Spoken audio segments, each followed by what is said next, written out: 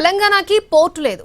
అవసరాలేమో విపరీతంగా పెరుగుతున్నాయి. తెలంగాణకు పోర్టును తేవడం అసాధ్యం. అందుకే కనెక్టివిటీ పెంచాలని తెలంగాణ ప్రభుత్వం డిసైడ్ అయింది. పోర్టు ద్వారా జరగాల్సిన రవాణాని శరవేగంగా జరిగేలా చేసేందుకు ప్రత్యామ్నాయ ఏర్పాట్లు చేస్తోంది తెలంగాణ సర్కార్.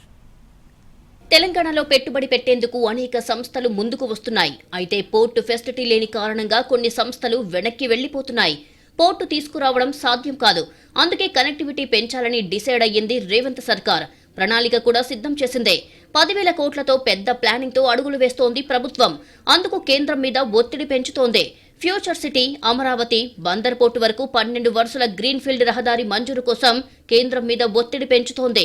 రాష్ట్ర పునర్విభజన చట్టం ప్రకారం కూడా తెలంగాణ, ఆంధ్రప్రదేశ్ రాజధానుల మధ్య గ్రీన్ఫీల్డ్ హైవే నిర్మించాల్సి ఉందని కేంద్ర మంత్రి నితిన్ గడ్కరీ వద్ద సీఎం రేవంత్ ప్రస్తావిస్తూ ఉన్నారు. తెలంగాణకు సీ పోర్టు లేనందున బందర్ పోర్టు వరకు సరుకు రవాణాకు వీలుగా గ్రీన్ఫీల్డ్ హైవే మంజూరు చేయాలని కోరుతోంది తెలంగాణ సర్కార్.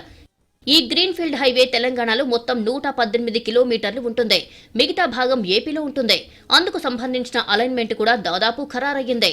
Outer ring road, regional ring road మధ్యలో ప్రభుత్వం ప్రతిపాదించిన భారత ఫ్యూచర్ సిటీకి దగ్గరలో ఉన్న తిప్పారెడ్డిపల్లి నుంచి ఈ గ్రీన్ఫీల్డ్ హైవే ప్రారంభం కానుంది. ఏపీలోని అమరావతి మీదుగా బందర్ పోర్టుకు అనుసంధానం చేసేందుకు వీలుగా ఎక్స్ప్రెస్ వే నిర్మాణం జరగనుంది. ఫ్యూచర్ సిటీ నుంచి అమరావతి వరకు 211 కిలోమీటర్ల దూరం ఉంటుంది. ప్రస్తుతం ఉన్న దూరం కంటే సుమారు 50 కిలోమీటర్లు తగ్గనుంది. ప్రయాణ సమయం కూడా సుమారు గంటన్నరకు పైగా తగ్గే అవకాశం ఉంది. ఫ్యూచర్ సిటీ నుంచి అమరావతి, గుంటూరు మీదుగా బందర్ వరకు గ్రీన్ఫీల్డ్ హైవే నిర్మాణం జరగనుంది.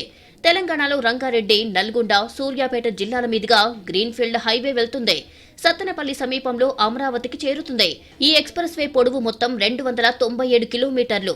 అందులో ఫ్యూచర్ సిటీ నుంచి తెలంగాణ సరిహద్దు వరకు సుమారు 120 కిలోమీటర్ల మేర ఉండవచ్చు. అక్కడి నుంచి బందర్ పోర్టుకు 180 కిలోమీటర్లు ఉంటుందని అంచనా. మహబూబ్ నగర్ జిల్లా పరిధిలో డ్రై పోర్టును ఏర్పాటు చేయాలని సీఎం రేవంత్ రెడ్డి భావిస్తున్నారు. ఆ క్రమంలో గ్రీన్ఫీల్డ్ ఎక్స్ప్రెస్ రోడ్డు నుంచి డ్రై పోర్టుకు కొత్త రోడ్డు నిర్మించాలని ప్లాన్ చేస్తోంది ప్రభుత్వం. డ్రై పోర్టు నుంచి నేరుగా బందర్ పోర్టుకు అనుసంధానం ఉండాలని ప్రభుత్వం భావిస్తోంది. దీంతో ఎగుమతులు, దిగుమతులు మరింత ఈజీ అవుతాయని ప్రభుత్వం అంచనాకు వచ్చింది.